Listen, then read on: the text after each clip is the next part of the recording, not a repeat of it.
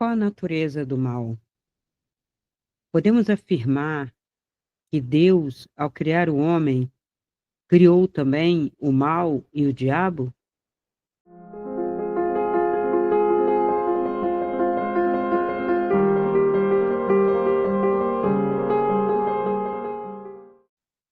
Olá, pessoal. Então, vamos a mais um vídeo de religião e espiritualidade para comentarmos sobre a origem e a natureza do mal. Embora em alguns vídeos anteriores, se não me engano, até do início da minha playlist em 2023, eu falo um pouco dessa questão sobre a, a história, né, dessa figura que é a história do diabo. Então, eu vou trazer uma reflexão filosófica baseada em estudos de filosofia sobre a natureza do mal, inclusive sabe-se que textos de São Agostinho e São Tomás de Aquino, considerando eles como santos, são filósofos, inclusive mais da metafísica, e Santo Agostinho era dialético, tá? De formação grega, e ele faz uma reflexão em que você percebe que o mal é do homem. Estaria dentro da natureza humana e não fora. Então, entre o século 4, 5 e 6, essa questão, acho que até um pouco mais adiante, historicamente pensando, sobre o mal ser um diabo, Satanás, Lúcifer, isto começa bem depois do século X, chamada onde chamam de Alta Idade Média, para outros estudiosos medievalistas, seria justamente a Baixa a Idade Média, porque ela já está caindo para o Renascimento. Então, a gente teria a Alta Idade Média do século IV até o século X. Né? E você tem estilos ali, inclusive, de templos que são completamente diferentes do que começou a surgir depois do século X com as catedrais góticas.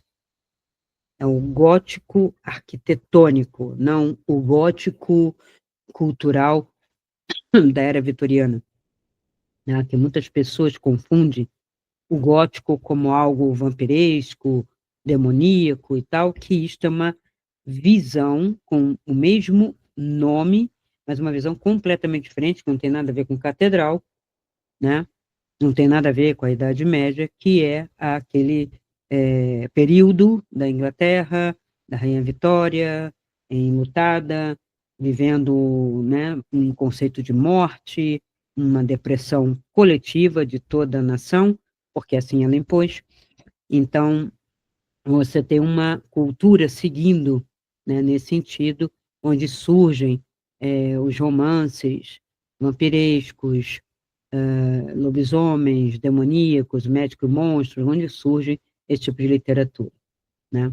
Então, sobre a natureza do mal, nós sabemos que o Gênesis traz a figura de uma serpente, mas essa serpente seria um ser não demoníaco,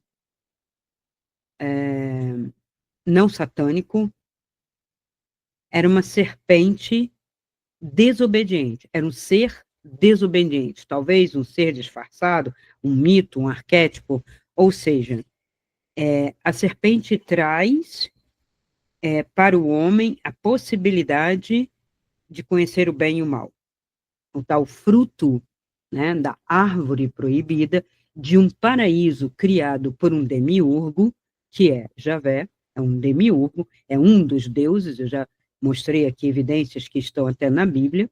Ele não é o Deus único, ele se torna o Deus único de uma nação, muito embora o Islã venha querer reivindicar isso também, mas porque convém ali dentro daquele Oriente Médio que façam referência ao mesmo, até porque o Islã seria a comunidade derivada da 13ª tribo, que é o filho da concubina, que não é o filho original que dá origem às 12 tribos de Israel, né?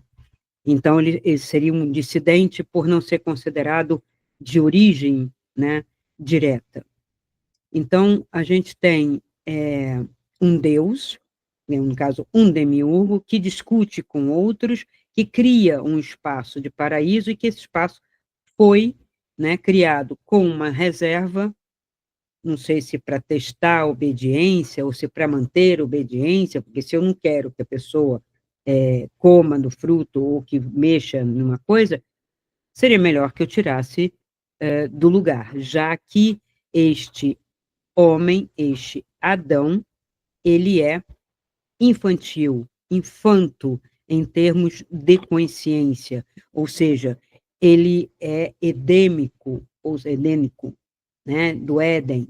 Ele não conhece nada, como uma criança colocado num lugar paradisíaco, mais ou menos isso que a gente está tentando fazer hoje com as novas gerações, um lugar de diversão virtual, paradisíaco, onde ele não tem problemas algum, as pessoas não sentem calor, não sentem frio, né? Sempre com temperaturas, né, condicionadas, imagens virtuais, aparelhos, comidas que chegam prontas sem ele saber nem de onde, né, nem da compra, de como sai do mercado, já vem prontinho para abrir a quentinha e comer, ou colocar prontinho no micro-ondas, esquentar e comer, ou seja, não tem a noção de onde vem, do plantio, da distribuição, da venda, nada, não entra em contato com nada. São gerações completamente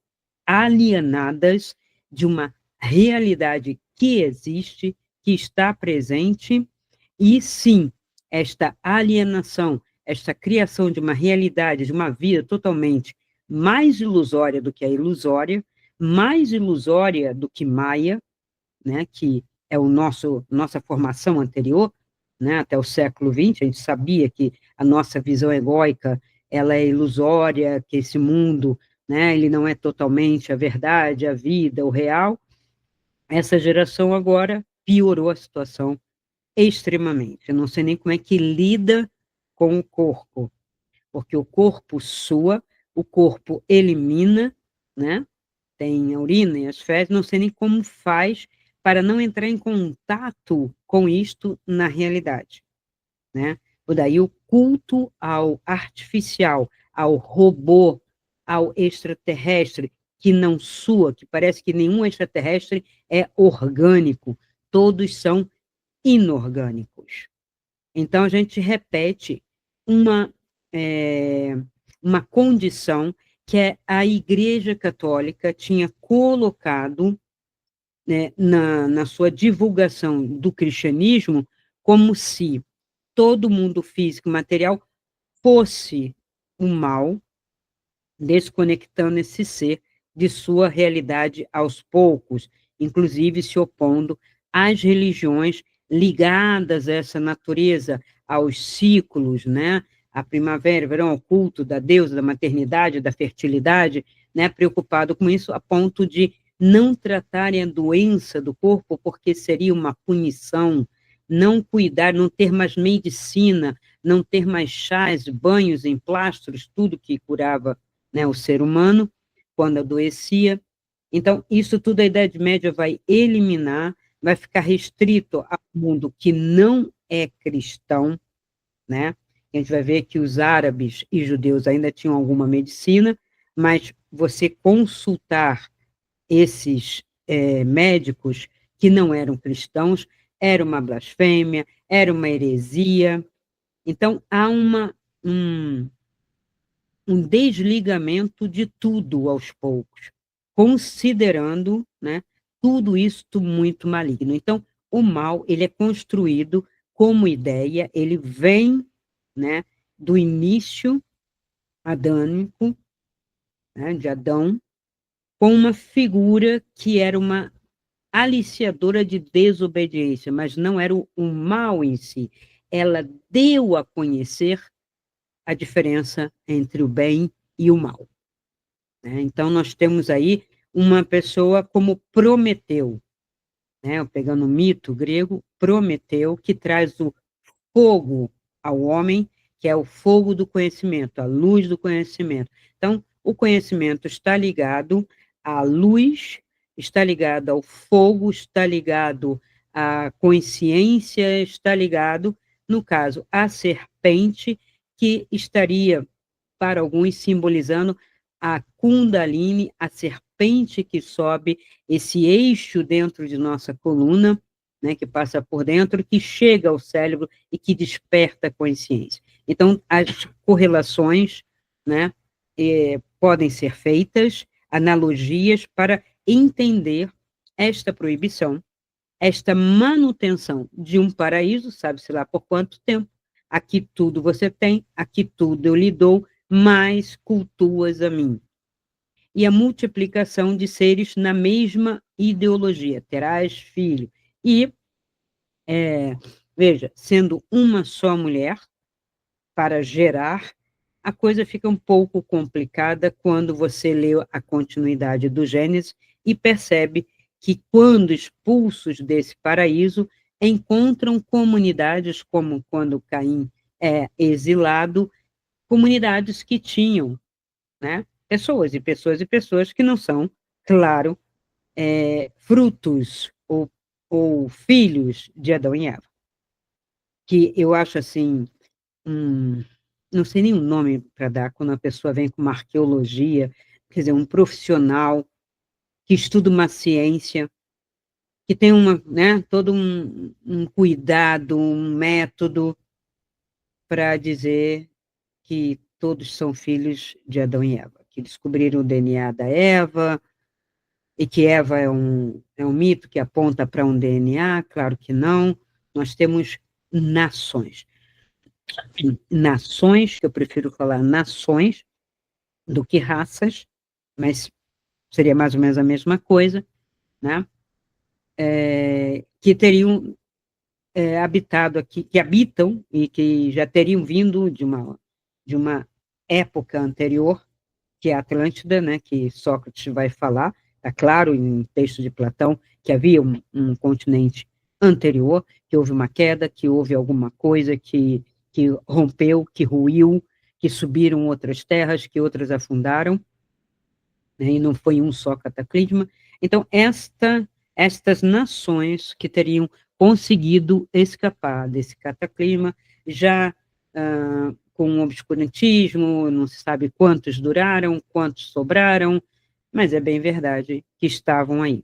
Então, você tem uma nação, né, com características, como a gente vê na África, de negros, de orientais, mais lá para o Oriente, o tipo de olho, inclusive tipos sanguíneos diferentes. Nós temos pelo menos 4 tipos sanguíneos na Terra, poderíamos dizer 4 grandes nações, né, do sangue zero, que é O, mas é zero, o sangue A, o sangue B e o sangue AB, né? Então, teríamos 4. O AB é muito mais indígena e orientais, com sangue B. Sangue A é caucasiano, que veio aqui para as Américas, e o sangue zero, que seria o sangue africano, né, e de aborígenes. Então, alguma coisa tem, até que poderia se provar cientificamente, e nada disso se estuda, se clareia, porque nós temos uma ideologia vigente que não é só a ideologia cristã. Ela, nesse ponto, eles se abraçam. Os islâmicos, né? O islamismo, o cristianismo com o judaísmo, né? Porque eles compactuam do mesmo princípio, né? Rejeitando o princípio grego, o princípio nórdico, o princípio romano, o princípio egípcio, o princípio babilônico, outros princípios, até mesmo as cosmogonias orientais, como do Vedanta, né, hinduísta, algumas do Japão. É assim, não existe. O que existe é o meu umbigo que cresceu e se espalhou, mas só se espalhou por causa de Roma. O judaísmo, ele tem o crescimento natural dele. O Islã, idem, com a multiplicação e tal, mas não se valeu de uma estrutura política, como o caso do cristianismo, que se vale da estrutura política de Roma, de um império que já ia até as muralhas de Adriano e já ia até o Oriente, em Constantinopla, né, pegando quase toda a Europa e o norte da África. Então, este império romano, quando decreta, né, que será a religião, eles já estavam pensando numa religião única, o imperador Constantino só concretiza algo que vem desde o tempo de Augusto, que é o pai antecessor de Tibério, que é do tempo do Cristo, no ano 14, mais ou menos, dessa era.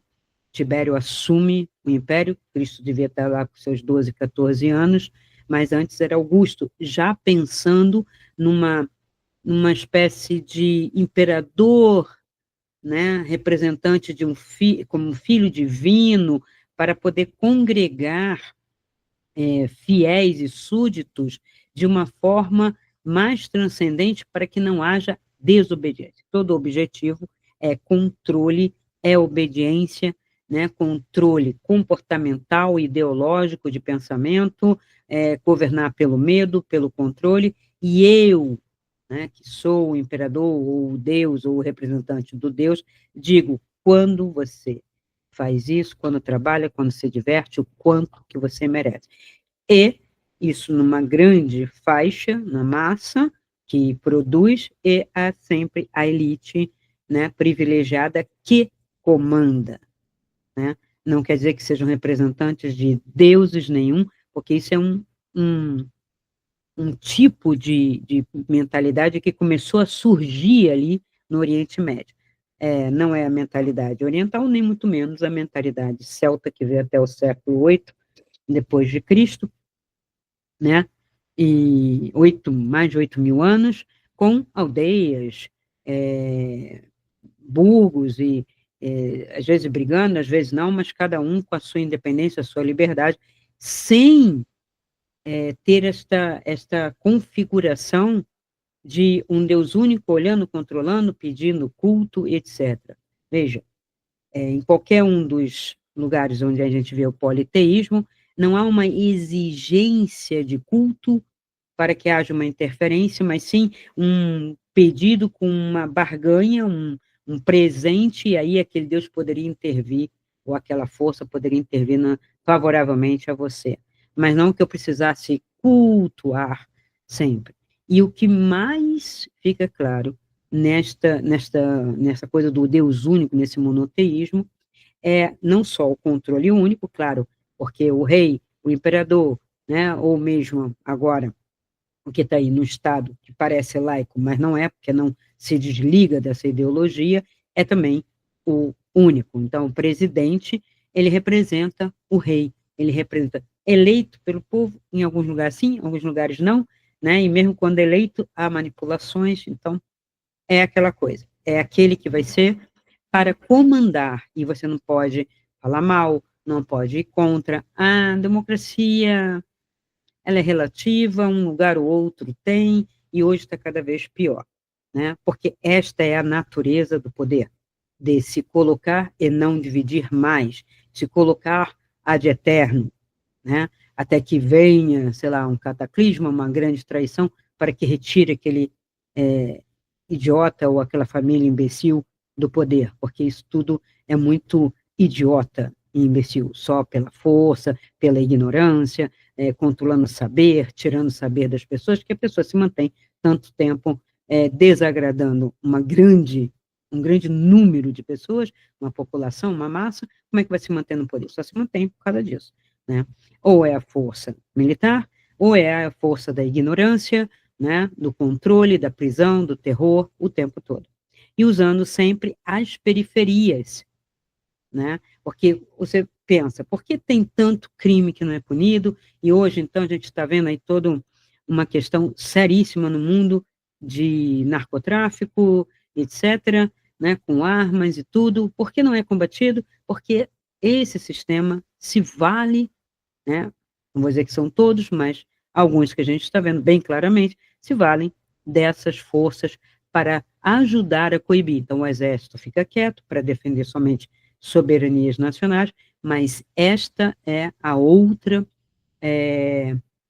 força armada, militar ou não, que não é militar no caso do narcotráfico, mas está armada para coibir, para dar medo, para obrigar a obedecer, né? E nós temos hoje civis presos, né, em conta de não é nenhuma desobediência, né, discordou, né, uma movimentação, uma tentativa de expressão, e, enfim, não vamos discutir sobre isso, que há visões diversas, e todas elas ficam muito polarizadas e polêmicas, porque pouca lógica, neste momento, existe no mundo, pouquíssima.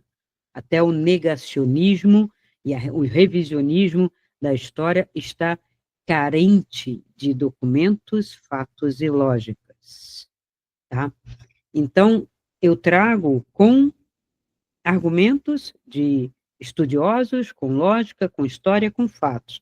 Agora, as pessoas que não querem, que acham que a história é mentirosa, que não sei o que não serve, que a lógica, a ciência é mentirosa, quando interessa, né? A lógica não serve e vem colocar uma ilogicidade e coisas assim absurdas que a gente vê hoje, né? Pior do que a arte de ter razão sem ter razão, que seria já um paradoxo, né? Se eu quero ter razão, como é que eu não tenho razão, né? Então, o livro que Schopenhauer escreveu, que foi uma crítica, é considerado hoje cartilha. Percebe? Ele escreve como uma crítica, né, que haviam, né, os charlatãos, a arte de ter razão sem ter razão, o pessoal usando muito mais o sofisma do que propriamente o silogismo lógico, e aí ele critica, o livro fica lá à deriva, e no final das contas vira cartilha, principalmente de uma ideologia que surgiu de uma esquerda populista, fragmentada, identitária, sem projeto econômico ou político, mas sim ideológico, né? Enfim, tá aí a arte de ter razão sem ter razão e desestruturar o adversário, é xingar o adversário, é dizer que não, que não, que não, que não, que não, que não, até ele cansar, né? E aí é o caso de usar a ética kantiana, que diz: aquele que tenta convencer ou discutir com um tolo, tolo é. Então, não se discute, deixa falar no vento, no vácuo, deixa como a gente fala, no vazio, né? Então, vou trazer o questionamento sobre o mal, porque logo depois da Constituição como religião do Império, havia todo né, uma cultura e uma religiosidade diversa em toda essa Europa e norte da África, que vai sendo coibida aos poucos, vai sendo negada, primeiro uma tentativa de convivência, mas já impondo um cristianismo, você cultua, mas você tem que se batizar, cultua, mas você vem para o lado de cá, vem para a minha igreja, as igrejas não estavam ainda constituídas, muitos templos ditos pagãos, né, que eles chamavam de pagãos, foram reaproveitados, outros foram sendo construídos, né, tirando dinheiro das populações, sempre impostos, né, pagando, né, e dividindo dinheiro com os reis. Aí eu apoio o rei, se você me dá também. A igreja fez demais isso em toda a Europa. E chega, então, já numa baixa idade média, que, por incrível que pareça, ela é mais ostensiva, mais luminosa, até mais grandiosa, que é o gótico, como eu falei, mas aí com figuras já construídas do mal, né? Porque aí eu já não tenho mais o paganismo tão atuante, eu não tenho mais aqueles cultos que se fazia, né? Que vinham as pessoas vestidas, né? De pã, de bode, disso e daquilo, que foram demonizados, os animaizinhos criados por Deus, né? Então, bode é animal maligno, serpente é maligna, tudo criação divina, né? O diabo não cria nada. A princípio, não se falava nisso, né? Então, o opositor né? Era a matéria, era o culto da matéria, era esse mundo aqui, porque o verdadeiro mundo, vai escrever, então, Tomás de Aquino na sua Suma, né, teológica, e ele vai chegar à cidade divina e à cidade do homem, que é imperfeita, esses conceitos, né? Então, é todo um conceito já aristotélico, lógico, colocando uma lógica, uma certa luz, surge o culto a Maria, surge as catedrais góticas e, ao mesmo tempo, a figura do diabo. Por quê? Porque Eva era considerada uma figura maligna por ter desobedecido uma ordem por um bicho que atentou. Até então, a serpente não era diabo nem demoníaca. Ela era um animal de esclarecimento ou de oposição e desobediência. Tá? Como fosse uma desobediência civil, né? Que é a única coisa que tinha ali no paraíso, que não podia é, adquirir. Eu não posso adquirir a consciência do bem e do mal. A sexualidade, a questão sobre a sexualidade, ela é anterior a isso, e ela fica pior justamente quando a gente vê esse controle do corpo, controle da matéria, do feminino, né, da terra, da fertilidade, que vai crescendo por toda a Idade Média. Então, eu até depois vou fazer um vídeo sobre a Inquisição, porque tem criaturas, né, que se dizem muito estudadas, porque fizeram um curso com o pseudo-filósofo Olavo de Carvalho, e não leram, só escutaram o que ele falava, e que ele também, não sei, que critérios ele usou, porque às vezes o Olavo de Carvalho é de crítico, é de um pensador crítico da cultura, estudioso de astrologia e tal, mas não da, totalmente medievalista, né? Então, a, a Universidade Federal do Rio de Janeiro, um curso de história muito intenso, muito forte, ligado, inclusive, aos cursos da França, né? Eu fiz, inclusive, cursos no Museu de História, que tinha lá no Rio de Janeiro, o Museu de História Nacional, né? Então, muito, eu estudei, acho que durante 3 anos, a Idade Média, com grandes medievalistas, como Georges Bi, Jacques Le Goff, entre outros, depois eu trago a bibliografia, e que mostram, né, todo esse percurso, né? E não adianta dizer que isso aí, porque é a história contada errada e tal, que não tinha nenhum sentido isso, porque tem documentos, e trarei estas informações, tá? Para quem diz que a Inquisição não existiu, inclusive com manuais de tortura para confissões. Os templários sofreram tortura pela igreja, com consentimento de Clemente V, Papa. A igreja quer apagar. A igreja quer dizer que não fez hoje, mas tem documento. E aí, como é que fica? Né? Tem documento, tem livro. Né? O Martelo das Feiticeiras é um troço muito sério. E não é século XVII, não. É a Idade Média. Tá? Porque os templários morreram por todo um processo inquisitorial e a criatura que vem a público para falar que não existiu, que é uma coisa do século XVII, é uma besta completa, quando fala uma coisa dessa, sinceramente. Porque a condenação templária de Jacques de Molay passou por uma inquisição, por um processo, por tortura, e, inclusive, à noite, numa ilha, né, a Ilha de France, onde ele, Jacques de Molay, e outros, que eram da cúpula, era o grão-mestre, o auxiliar, a parte do financeiro e tudo, foram pelo menos 5 elementos da cúpula templária que foram queimados vivos. E essa história é muito interessante. Então vamos ver como pensa na fenomenologia do ser Martin Heidegger sobre o mal. Afinal, o que é o mal? O mal existe? Ele tem consistência? É isso que nos interessa, porque descobrindo essa origem, essa raiz do mal, se ele existe, se não existe, eu tenho que repensar a questão do sofrimento e da danação eterna. Será que existe isso tudo? Será que eu não estou condicionando o meu mental para aceitar ideias apenas? Narrativas, como eu sempre digo, né?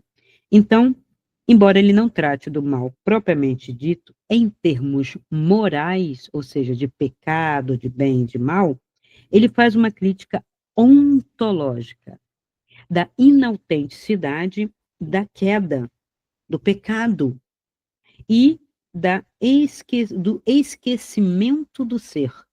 Na verdade, eu esqueço o ser e caio da minha transcendência, da minha condição ontológica de ser, e que pode ser lido como uma espécie de mal existencial, porque eu perco, né, o meu ponto de referência. Quem sou eu? Uma pergunta que não foi sempre feita. Quem sou eu? O que sou eu? O que estou fazendo aqui? Né? Para onde vou? Isto começou a ser indagado no final do século XVIII, início do século XIX, para cá. E foi por isso que a ciência se debruçou para tentar responder.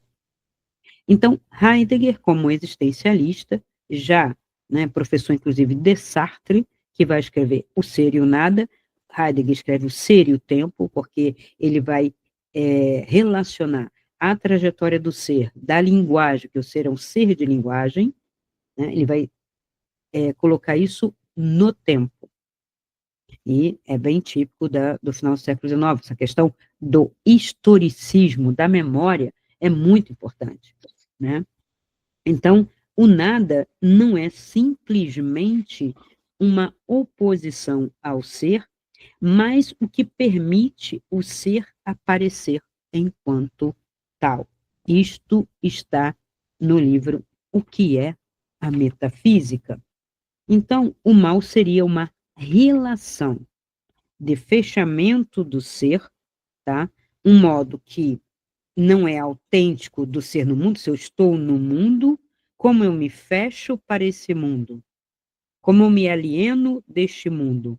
Então, o ser no mundo, né, que para Heidegger é o Dasein, se perde numa cotidianeidade, né, vazia, repetitiva, que gera uma impessoalidade. Eu não posso me definir por um cotidiano vazio, mecânico, desprovido de um sentido transcendente.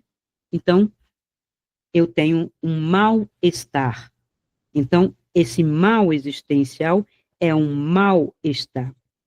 A existência autêntica só é possível na confrontação com a angústia que revela o nada para buscar a essência, a solução do mal existencial, em Ser e o Tempo.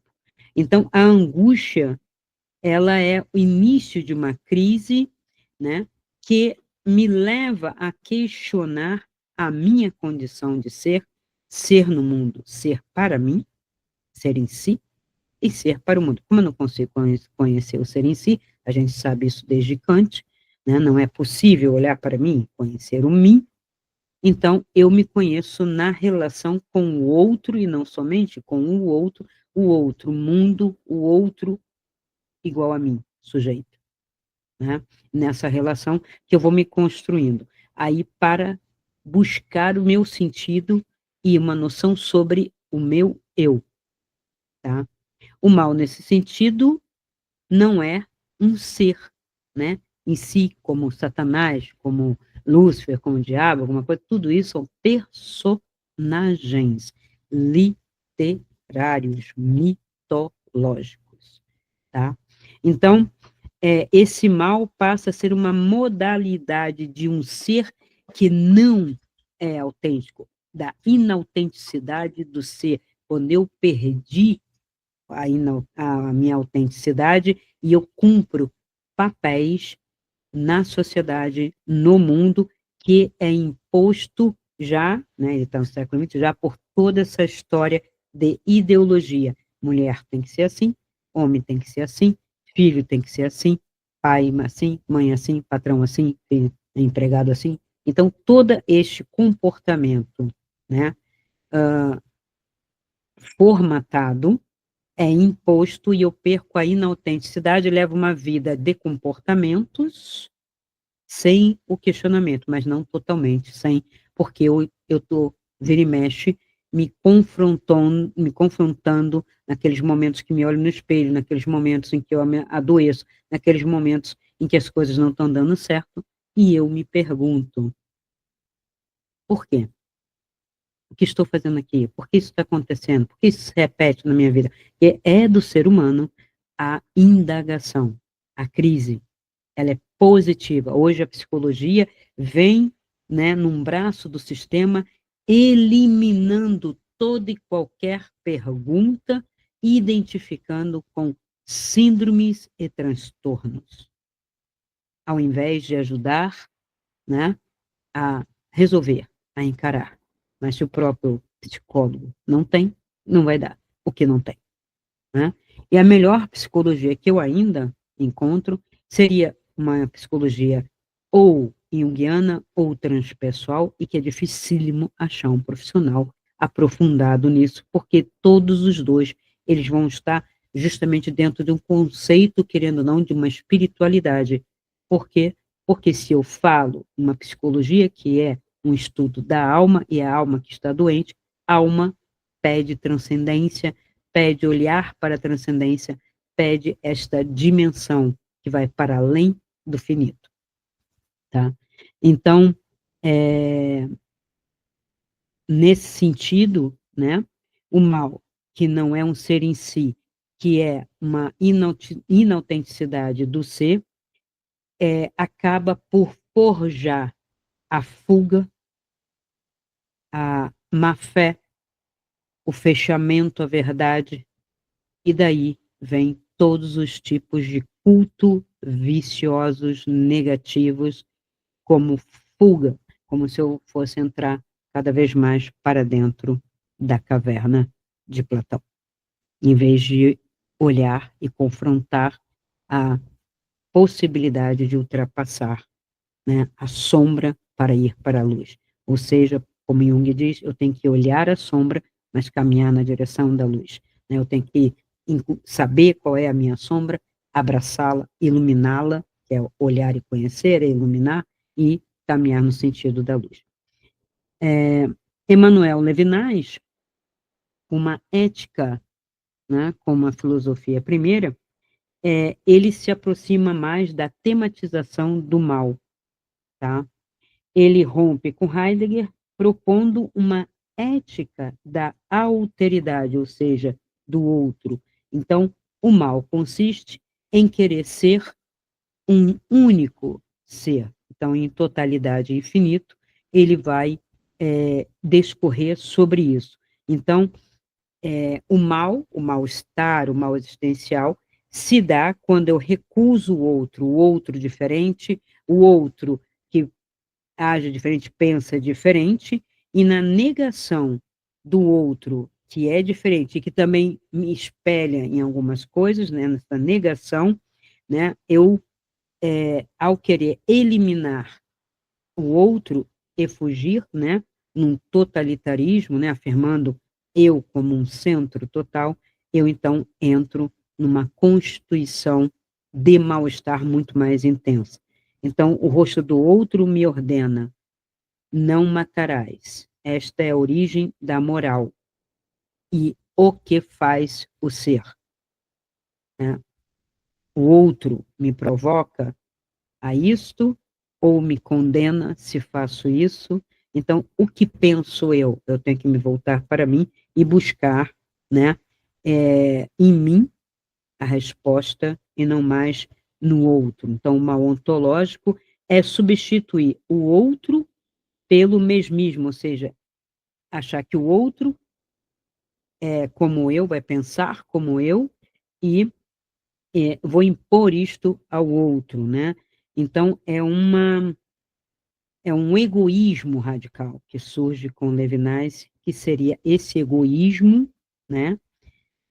Seria a origem do mal-estar, do mal existencial, do mal que me aflige, do mal que me leva ao sofrimento, né? Porque eu passo a ter e considerar presenças impessoais e anônimas do ser, sem uma relação ética. Então, são seres. Seres. Eu sou o centro, né? Da ordem, da moral, e o resto não me interessa. Então, isso também me leva a um adoecimento. Hannah Arendt vai falar do mal político, fala da banalidade do mal cometido pelo homem, absorvido como conceito possível, que eu posso matar, que eu posso torturar, que eu posso porque quero. Então, um pouco em cima do que Levinas fala, o meu egoísmo radical, né? E ela diz que o mal pode ser extremo sem nenhuma profundidade, sem nenhuma grandeza transcendente de demônio, de qualquer coisa provocando, né? Simplesmente banal. E ela aqui vai dialogar tanto com Heidegger quanto com Levinas. Gosto muito do filósofo que eu vou citar em seguida, que é o Paul Ricoeur, que tem uma hermenêutica das narrativas do homem muito profícua, muito rica, e usei em duas teses minhas, pelo menos, literárias, Paul Ricoeur e Bachelard, que é cientista e que vai para o lado, né, da literatura, da poética, né? Então eu acho extraordinário, e Paul Ricoeur fala muito sobre as narrativas e narrativas em geral, né? Então não são só apenas narrativas literárias, históricas, mas também as narrativas religiosas. Então, ele é extremamente sistemático dentro da fenomenologia que aborda o mal, né? Então, o mal é o enigma do ser falho. Ele tem uma trilogia chamada Simbologia do Mal, tá? Então, para ele distingue três expressões do mal: o pecado como mal voluntário, a culpa como mal interiorizado e a impureza, que seria aquela condição de sermos pecadores e impuros, como um mal arquetípico. Então, a relação desses três vão estar sempre presentes dentro do ser, né? E essa simbologia dá a pensar o mal só pode ser abordado por uma hermenêutica simbólica, porque ele é uma criação narrativa, ele é uma criação simbólica daquilo que está dentro do homem, que não conhece a si mesmo, não aceita a si mesmo quando conhece, e tenta sempre estratégias de fuga, entre fuga e culpa, estratégias para minimizar esta dor, este rompimento e este vazio, né? Então, o mal, ele está numa interseção de uma visão ontológica, ética e mítica. Comportamento, princípios, origem do ser, natureza do ser, e propósito e toda a transcendência mitológica.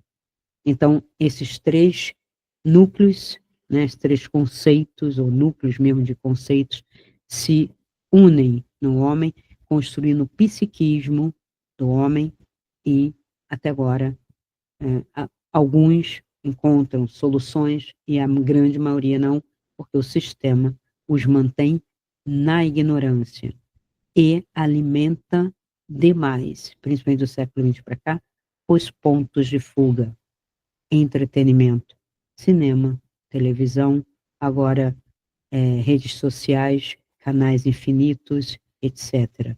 Jogos, né?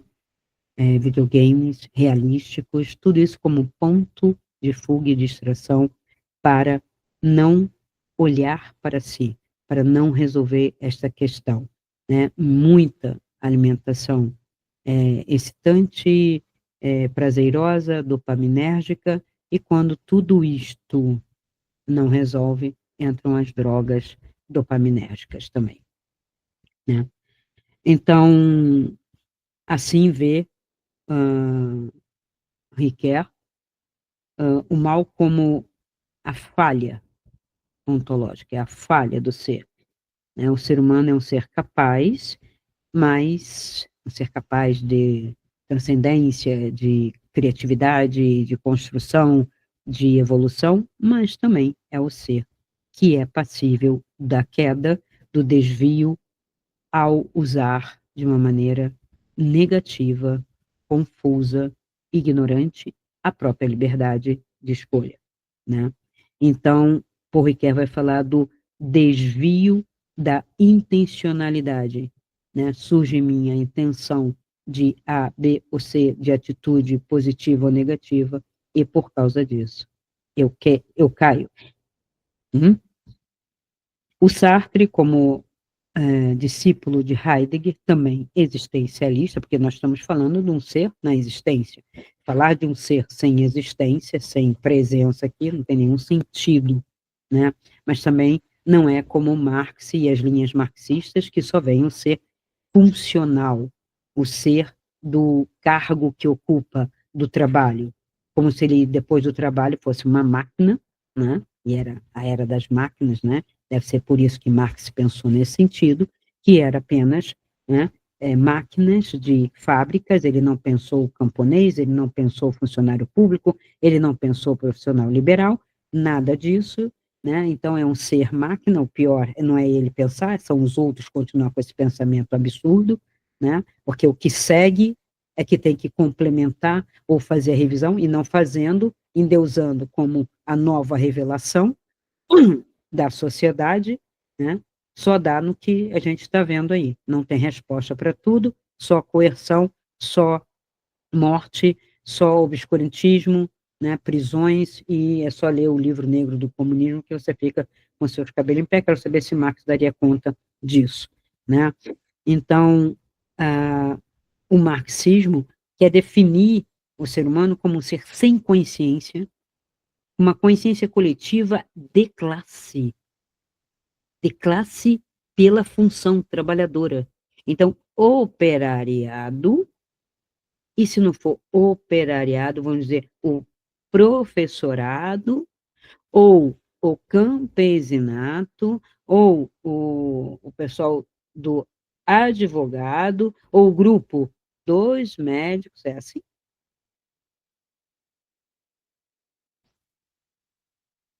tão precário isso, tão precário, que só pode vingar porque eu tiro das escolas, das pessoas, a reflexão. Eu tiro a filosofia, eu tiro o que é o pensar, eu tiro o debate sóbrio, lógico, estruturado, crítico. Eu retiro isso, eu não ensino isso e condeno isso. Aí vira cartilha. Então, o marxismo é tão religião quanto qualquer outra, monotemática, né? E com doutrina, com obscurantismo, truculência, imposição, aí, é religioso. E ele é tão messiânico quanto escatológico daquilo que ele queria fugir, em termos de religião, que ele diz que é ópio do povo, mas se eu coloco o Estado como Deus, o Deus Pai, sendo o centralizador e o doador de vantagens para os bons e o punidor para os maus, eu estou repetindo um, um Deus como Javé. Então, Marx nunca negou que tinha sua formação judaica, messiânica e escatológica, estão esperando o Messias, e a consciência só virá para o comunismo com uma consciência de classe, mas para isso eu tenho que oprimir meio mundo. E a prática disso, a gente sabe qual foi. O opositor morre, tá? Até hoje, né? Tortura, morre, tem a morte também simbólica, a morte que de uns tempos para cá começou de cancelamentos, de punições, né, financeiras, né, já que não posso mais matar por causa dos direitos humanos, eu dou um jeito de matar de outras maneiras, tá? Então, para Sartre, o inferno é os outros. Ele fala isso na peça dele, Quatro Paredes, tá? O mal é o uso da liberdade para negar a liberdade do outro. Isso é ótimo, Porque, assim, a minha liberdade vai até onde vai a liberdade do outro. Isto, para o ser humano entender e aceitar, é um tour de force. Acho que não acontecerá enquanto o nível de consciência for esse, e está cada vez mais baixo o nível de consciência, né? Então, eu tenho a minha cerca vai até onde começa o terreno do vizinho. Eu não posso avançar. E vem aquela pergunta: por que não? Por que não posso invadir? Por que não posso pegar? Porque não é seu. Mas e daí? Eu quero tomar. Eu vou fazer. Eu não tenho moral. Eu não tenho o seu critério. Então, são essas coisas que determinaram, né, do século XX para cá, a balbúrdia que nós só estamos escolhendo a momento auge, e eu espero que seja o momento auge dessa loucura, dessa balbúrdia, dessa anarquia gramsciana e da Open Society, de um bilionário anarquista, George Soros, que financia tudo isso. E tem uma filósofa que eu também gosto, a fenomenologia do ser finito. Ela vai estudar o fenômeno de um ser como nós, que somos infinitos, dentro de uma finitude, né? E ela, primeiro nascida judia, depois ela até se converte ao cristianismo, e do cristianismo ela vai para dentro do Carmelo, no Carmelo ela estuda Santa Teresa, e a partir dos escritos de Santa Teresa, das moradas do ser, é que ela constitui, né, o mal é a liberdade humana em ruptura com a ordem central do ser único, do ser ontológico, né, como a gente já definiu desde Heidegger, né? Então, o mal seria aquela autonomia, né, o lado radical, que eu já falei aqui também, né, do ego, do egoísmo, que Levinas coloca, né, uma autonomia pervertida, quando eu perverto, né, verter intensamente, né, inverter, né, demais é perverter. Então, eu tenho uma liberdade que recusa a liberdade do outro e o fundamento ontológico da infinitude como regulador dessas liberdades, né, desses propósitos, né, desta reflexão, tá? Então, eu vou deixar depois essa bibliografia aqui embaixo, para que vocês possam, né, quem quiser ler, mas eu não vou ficar somente na filosofia, né, chamada a filosofia do mundo, a filosofia escolástica ou acadêmica, e muito embora essa filosofia é a filosofia, né, que realmente nos ajuda a pensar. Vamos pegar uma filosofia oriental, um pouco mais ligada a um transcendentalismo, pensando sobre o mal. Na visão Advaita, Vedanta, que eu sigo muito no caminho de espiritualidade, nos ajuda bastante, autores até contemporâneos, como o colombiano, que tem um livro muito bom, Autoindagação do Eu, o Sesha, né? Ele foi para a Índia, e na Índia ele fez algumas iniciações com Ramana Maharishi, e ele traz, então, nesse Autoindagação do Eu, uma psicologia transcendente muito mais consequente, mas tem um fundamento Advaita. O que é um fundamento Advaita, né, dos Vedas, né? Que é um dos livros mais antigos de toda a humanidade, e que ninguém quer saber, e fica achando que a Bíblia, que não tem nem 5.000 anos, né, é isso que eles dizem, né, mas seria mais ou menos isso, os Vedas têm 20 mil.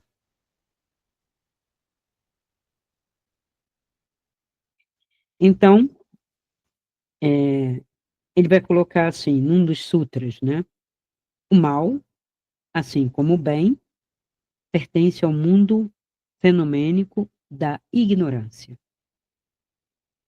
Interessante, né? Isso foi dito lá atrás. Isso é Vedanta. Então, se eu ignoro, se eu não tenho conhecimento, né, aí que surge o mal. E não como o Ocidente, né, judaico-cristão, colocou como o mal surgiu quando eu passei a conhecer.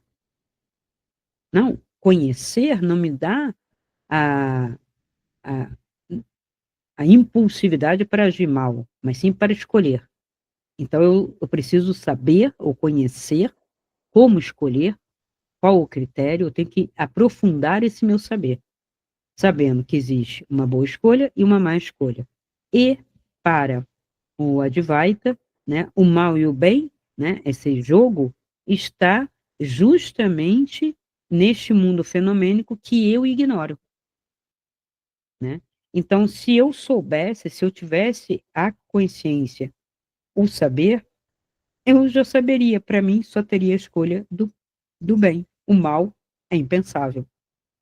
Porque o mal, ele não tem uma consistência, ele não tem um ser ontológico, porque ele é uma negação.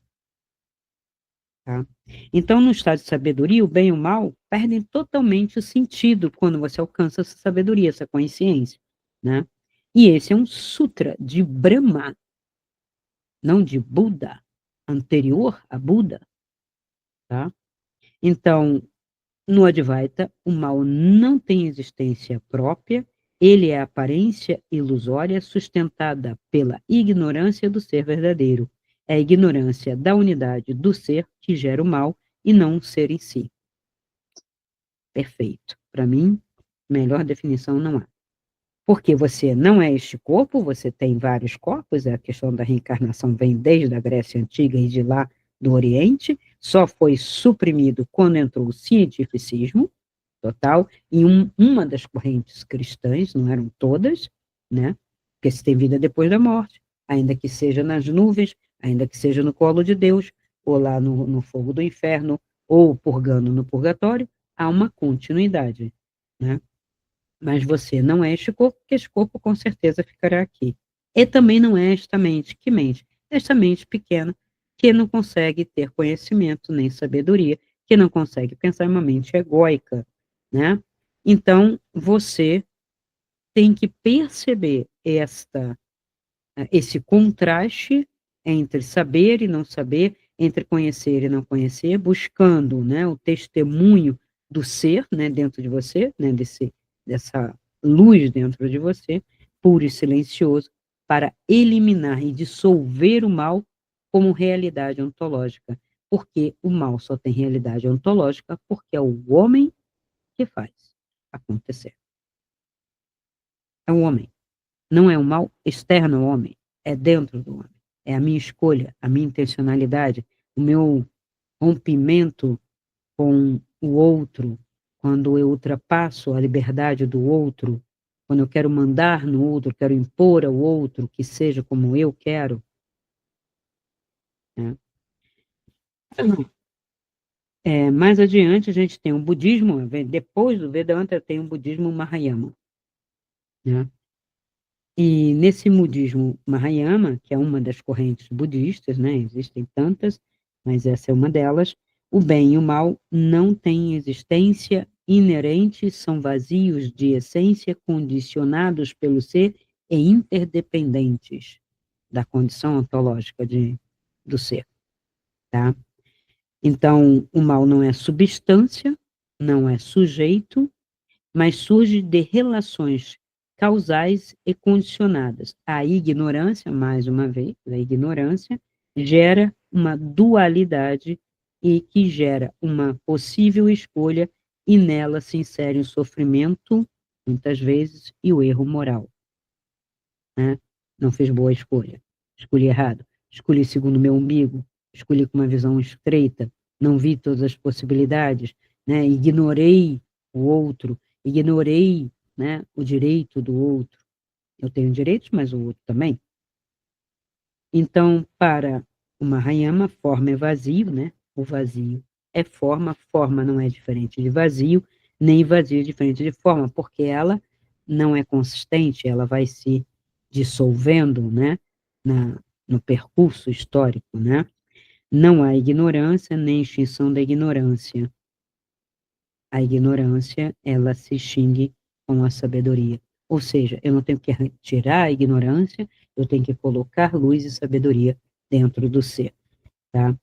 Então, tudo é impermanente, independente, o mal não é absoluto, muito menos ele é um ser ontológico, tá? Na Yoga Sutra, do Patanjali, eu tenho que os pensamentos de violência, mesmo que causados, cometidos ou aprovados, sejam motivados pela ganância, raiva ou delusão, ou seja, né, de intensidade leve, média ou forte, resultam sempre da ignorância, gerando sofrimento e mais ignorância. Isto é um sutra de Patanjali, né, que é uma sistematização, né, dessa filosofia yoga, que não é uma doutrina, é uma filosofia, é um modo de vida, né, porque inclui asanas, né, que são posturas, práticas, respiração, alimentação, comportamento, né, limpezas, e etc. São pelo menos 8 elementos que compõem a filosofia yoga, inclusive leituras com meditações a respeito, né? O pessoal fala assim, eu sou yoga. Não, você faz yoga. Você faz, às vezes, uma parte da yoga, respiração, meditação, se muito, a maior parte faz Hatha Yoga nesse país, às vezes é Swastika Yoga, ninguém pratica Jnana Yoga, ninguém pratica Bhakti Yoga, ninguém pratica Swastika Yoga, é pouca, de Rose que tem a Swastika Yoga, que tem os 8 elementos dentro, que tem a Kriya Yoga, que é a limpeza, né? E essa limpeza não é só física, é uma limpeza emocional e mental também, né? E por aí por diante.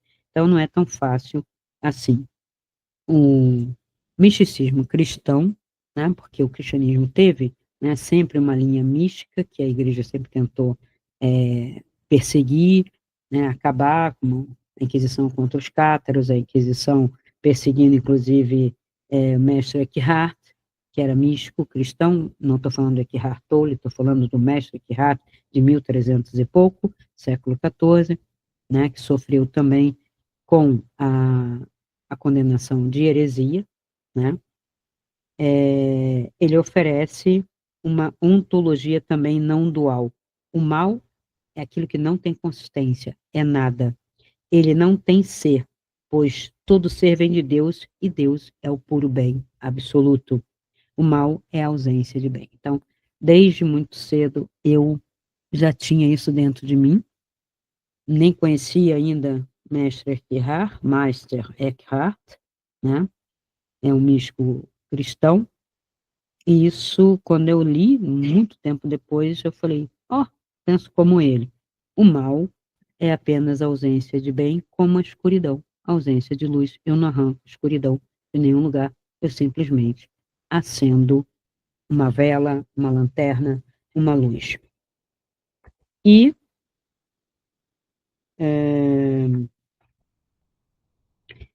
a teosofia, né, baseada às vezes em alguns estudos orientais, né, que surgiu lá, né, até o não dualismo moderno de Ramana Maharishi, onde Sesha vai estudar e trazer para nós no século XX e XXI essa filosofia, né, de existencial e ontológica com uma transcendência muito grande, né? O bem e o mal estão apenas na mente de cada ser. Eles não têm existência fora da mente que os concebe. Pergunte a si mesmo, de onde vêm esses pensamentos? E descobrirá que o mal desaparece quando o ego morre. Muito bem. Para Ramana, o mal não é real, pois tudo que existe é o ser. Então, a autoconsciência, né, a consciência dissolve totalmente a ilusão do mal em si. Eu sou aquilo, o mundo é como é por causa da ignorância. O bem e o mal surgem como pares opostos, mas esses pares opostos porque eu ignoro que somente um é a ausência e o outro é que existe, né? E eu poderia escolher. E no budismo tibetano, o bem e o mal são apenas ondas da mente agitada. Na mente clara, como o céu, não há nenhum resquício de mal, nem juízo, nem nada, tudo é expressão da consciência luminosa, tá? Então, dissolve-se o, o dualismo, né, que gera as mais escolhas e as mais intenções. Então, nenhuma tentação vem de fora, toda tentação vem de dentro, se você chamar de tentação, e você diz sim, né, a este mal, para fazer mal a si e fazer mal ao outro, porque alguns erros e más escolhas atingem você, o excesso de preguiça atinge você, você procrastina, você não prospera, você não vive, você não faz nada, você fica inerte e o seu corpo também sofre, não é só a sua vida social e financeira, mas sofre também o seu corpo com comorbidades pela sua preguiça, né? Amigos se afastam de você porque você nunca cumpre palavra, né? Porque você procrastina, então tem uma série de coisas. Isso sem falar da gula, que também você causa um mal muito grande a si, e como você não é uma ilha, acaba provocando mal-estar em volta, preocupações em volta, e onera um sistema de saúde que está aí, pago com os trabalhos das pessoas, né, com os impostos, não é gratuito, porque você já pagou, você paga uma vida inteira, às vezes nunca usou e vai usar, né? Tá igual o plano de saúde, que você paga uma vida inteira e usa só de vez em quando, né? Então, essa má escolha pela preguiça, pela gula e pela luxúria atinge você, sim, né? Danificando teu corpo, tua mente, né? Teu emocional, tuas relações sociais, tuas relações parentais, teu sucesso, possível sucesso financeiro, tua realização profissional, no final das contas, tu vira um saco de porcaria, de coisa nenhuma, para falar bem suavemente, né? Jogado num canto, por pura escolha. Não porque não haja opção, porque existem N exemplos de pessoas que transcendem qualquer condição, tá? E eu não falo somente de pessoas de renda social A, B ou C. Eu falo de ignorância, porque pode ser da classe mais alta e ser ignorante fazer a mesmíssima coisa, né? E jogar toda uma herança fora. A gente sabe demais que herdeiro só serve para arruinar a herança de quem trabalhou para deixar aquele legado, tá? Então, sendo bem claro. E eu vou fazer um vídeo sobre projeção astral para falar da continuidade deste tema, que é sobre a natureza do mal, para falar dos assédios sexuais constantes que estão ocorrendo, das paralisias do sono e dos orgasmos e espasmos acontecidos durante a noite por assédios, né?